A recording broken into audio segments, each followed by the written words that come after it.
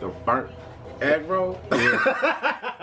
I'm not too familiar with rugby, but from what I see, it's a pretty brutal sport. There's no pads really. I wore headgear, but it's basically just kind of like a little foam about maybe a half-inch thick, like a helmet. And that's basically because like in one of the positions called a scrum, and that's when the two teams kind of line up together head and head. And there's a front row. Those are like the real big guys. I'm in the front row. And then there's a second row, which is like the taller guys. And the second rows, they put their head. So if that finger is my head, and this is like the guy in front of me and the guys next to them, you put your head between like the two guys and you reach out between their legs and you grab their shorts. No homo. You're all packed in. So when you're in there, it's like squeezing your head. And so when you see that, you can see like the guys that do like UFC and stuff, they get the cauliflower ears. Same thing happens in rugby because you're getting your ears all smashed in. So that's why you wear the headgear. It's not really for protection like American football. But yeah, it's all full contact. The tackles and the hitting are more you have to wrap up. So you don't really get these huge like kind of smashes like you do in American football, or you can't hit them in the back.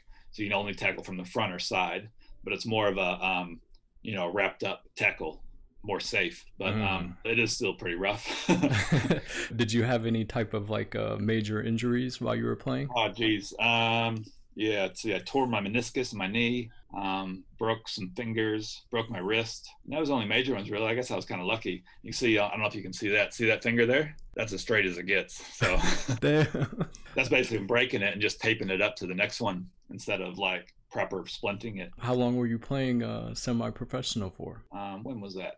2008 when I left the U.S. to go over to the UK. And I played from about 2008 there until probably 2011. Oh, okay. So a few years then. Yeah, a few years. And then I was getting up there because I started quite late. I was in my 20s when I first started playing. And I played in St. Louis for about 4 years, I guess, maybe, something like that. That's where I met my wife, and she's from New Zealand. And then we got married down in Mexico. Then, when she got pregnant with twins.